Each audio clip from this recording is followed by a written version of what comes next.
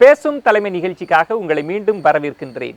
மூத்த இதழின் முன்னோடி இந்து குழுமத்தினுடைய தலைவர் திரு என் ராம் அவர்களோடு தான் பேசும் தலைமை பயணிச்சிட்டு இருக்கு. நம்ம தொடர்ந்து பேசலாம் சார். ஒவ்வொரு கட்டமாக நம்ம நகர்ந்து வரப்போ பிரிண்ட் உலகத்துக்கான எதிர்காலம் குறித்து பேசுகிறப்ப 24x7 சேட்டலைட் சேனல்ஸ் வர ஆரம்பிச்சிருச்சு. தனியாரினுடைய பங்களிப்புகளோடு அது இமீடியட்டாக செய்திகள் நடந்தோடனே உடனடியாக போய் சேர ஆரம்பிச்சிருச்சு. இந்த சூழலில் இவ்வளவு நெருக்குதலுக்கு பிறகும் ஒரு வாசகரை பிரிண்ட் மீடியா அச்சு ஊடகம் எப்படி தக்க வைத்துக் கொள்ளும்னு நினைக்கிறீங்க? சில ஆண்டு காலமாக அதுக்கு சான்ஸ் இருக்குது. இப்போ வெளிநாட்டில் இப்போ டெவலப்ட் கண்ட்ரீஸில் அதுக்கு பெரிய சரிவு ஏற்பட்டிருக்கு. பிரிண்ட் இதுக்கு டெலிவிஷன் கூட, ப்ராட்காஸ்ட் டெலிவிஷன் கூட பெரிய பிரச்சனை வந்திருக்கு, கிரைசிஸே வந்திருக்கு. ஏன்னா ஆடியன்ஸ் இப்போ குறைந்து வந்திருக்காங்க அங்கே. ஆனால் நம்ம ஊரில் அப்படி இல்லை. Print is still growing. குறிப்பாக இந்திய மொழிகளில் வரக்கூடிய பத்திரிகைகள் இன்றைக்கி க்ரோயிங். இங்கிலீஷில் கூட ஓரளவுக்கு க்ரோத் இருக்குது. ஆனால் அந்த க்ரோத் கொஞ்சம் குறைஞ்சி போச்சு. இப்போ ஸ்லோ டவுன் ஆகிடுது. இன்றைக்கோ இல்லை 3 வருஷத்துக்கு அப்புறம் அந்த நிலைமையை வச்சுக்கிட்டு போய் பார்க்கக்கூடாது. லாங்கர் டேர்ம் தீர்க்க தரிசனம் போகணும். அதில் பார்த்தீங்கன்னா கட்டாயமாக அங்கே நடந்தது இங்கே நடக்கும். அதாவது இளைஞர்கள் பிரிண்ட் பத்திரிகையை படிக்கிறது ரொம்ப குறைஞ்சிரும். படிப்பாங்களான்னு கூட சொல்ல முடியாது. வெப்சைட்ஸில் போய் இல்லை டிஜிட்டல் மொபைல் ஃபோன்லேயோ டேப்லெட்ஸ்லேயோ போய் படிக்கிறவங்க, கம்ப்யூட்டர்ஸில் படிக்கிறவங்க முன்ன படிக்கிற மாதிரி படிக்க மாட்டாங்க. அதே நேரத்தில் சில வாய்ப்புகள் இருக்குது இது பிரிண்ட் இதுக்கு. அதாவது லிமிட்டட் சர்க்குலேஷன் அண்ட் ரீடர்ஷிப் அதை வச்சு பண்ணலாம். அதே மாதிரி டிவினால் கட்டாயமாக ஒரு பாதிப்பு இருக்குது. நீங்கள் சொல்கிற மாதிரி பல விஷயங்களை இதுதான் இப்போ சொன்னால் அது ரொம்ப ஓல்டாக இருக்கும் இந்த நியூஸு. அதனால் you have to go beyond the நியூஸ்ன்னு சொல்லுவாங்க. அதாவது எடிட்டோரியலைஸ் பண்ணலைன்னா கூட அது ஒரு விளக்கம் கொடுத்து ஒரு அனாலிசிஸ் பண்ணி வேறு சில ஸ்டோரிஸ் அதை லிங்க் பண்ணாங்கன்னா படிப்பாங்க, ஓரளவுக்கு இது பண்ணுவாங்க. இது அதனால் கிட்டத்தட்ட ஒரே மாதிரி இருக்குது. ஆனால் டிவியோட impact is big on news papers. அது இந்த நியூஸ் கேமையே சேஞ்ச் பண்ணி விட்டது.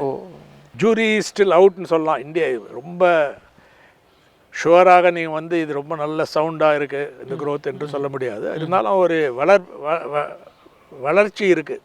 அதுதான் குட் நியூஸ். பல வெஸ்டர்ன் ஜேர்னலிஸ்ட், எடிட்டர்ஸ் ஆர் ப்ரொப்ரைட்டர்ஸ் வந்தாங்கன்னா அது இங்கே பார்த்து ரொம்ப அது ரொம்ப இம்ப்ரெஸ் ஆகிடுறாங்க.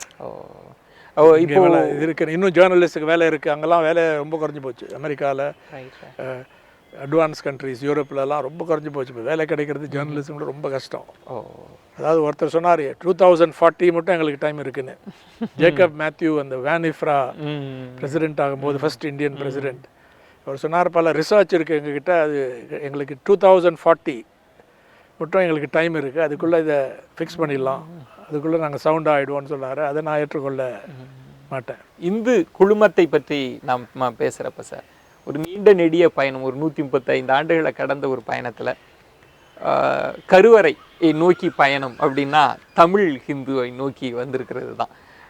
இதில் ரெண்டாக நான் பார்க்குறேன் சார். ஏன் இவ்வளவு தூரம் தாமதம் எடுத்துக்கிச்சு? ஏன்னா தமிழில் வர்றதுக்கு, தமிழில் வந்த பிறகு இந்த அனுபவம் எப்படி இருக்குது சார்? இந்து குழுமத்திற்கு ஏற்பட்ட அனுபவம் எப்படி இருக்குது? இன்றைக்கி எங்களுடைய கருத்து என்னென்னா, கிட்டத்தட்ட எல்லாம் அங்கே இருக்குது, மனதிலே கொண்டு வந்துருக்கணும். ஆனால் அன்றைக்கி எப்படி வருதுன்னு தெரியல.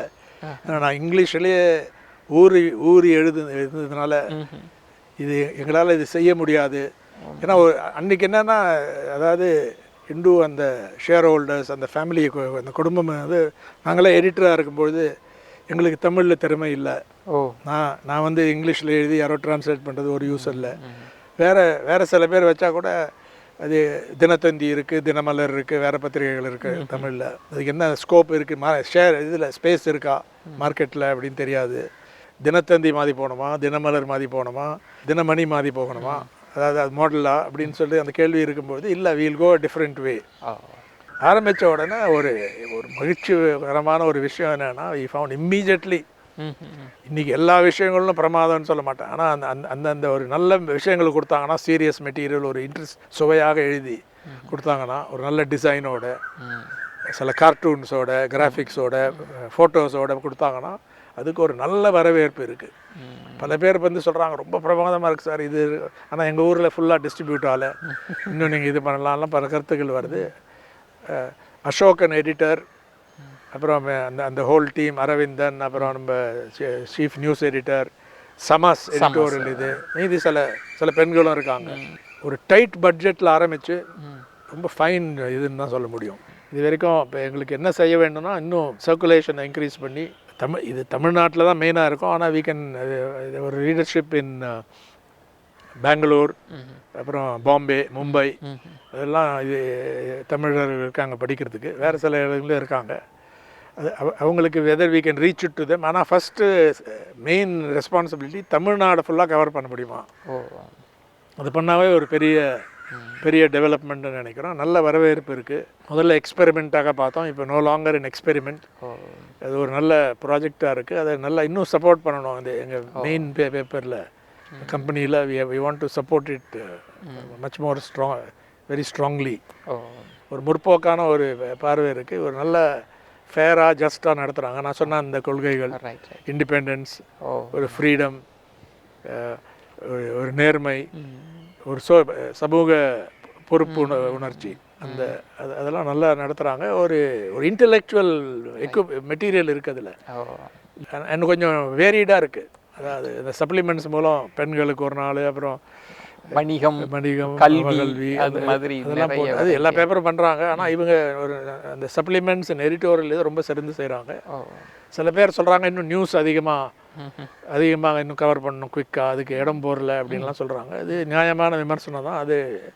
அது editors and they have to find balance. ஏன்னா எல்லாத்தையும் போட்டுற முடியாது, அந்த ஸ்பேஸ் லிமிட்டேஷன் இருக்கிறதுனால they have to figure out way. ஆனால் இது வரைக்கும் நான் அதுக்கு ஒரு ஏ தான் கொடுப்பேன், மார்க் கொடுக்குறதுனா.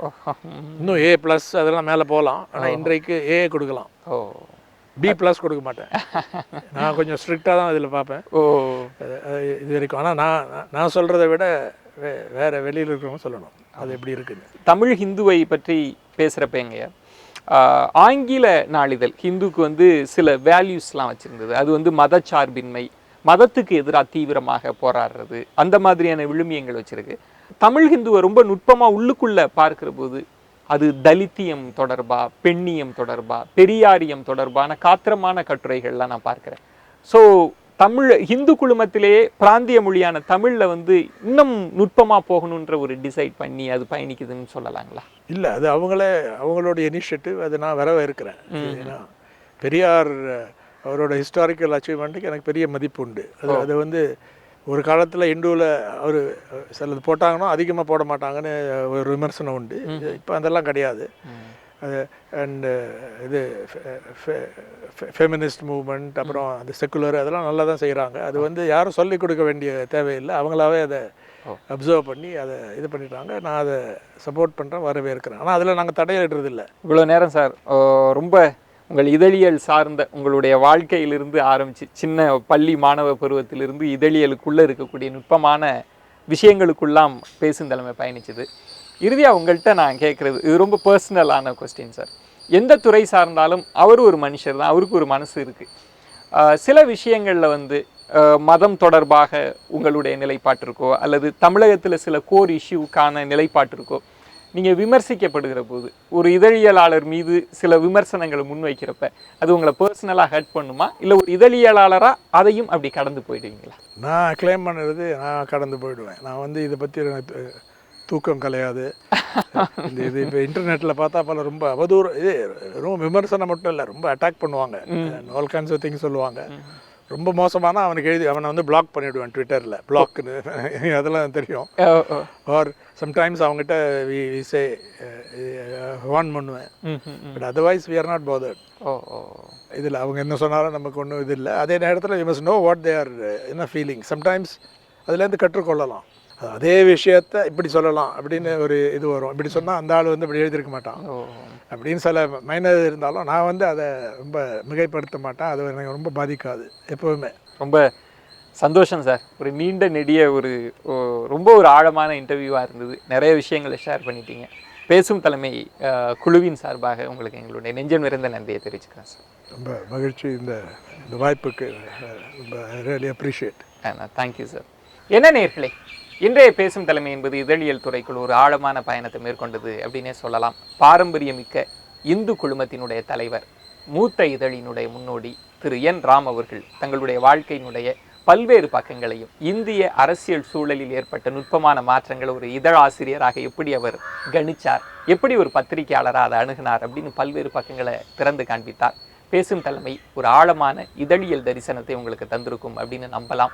மீண்டும் அடுத்த வாரம் முக்கியமான துறை, மிக முக்கியமான ஆளுமை, அவங்களோட அனுபவம்னு உங்கள் வீட்டு வரவேற்பதற்கு பேசும் தலைமை வந்து சந்திக்கும். அதுவரை உங்களிடமிருந்து விடைபெறுகிறேன். நன்றி, வணக்கம்.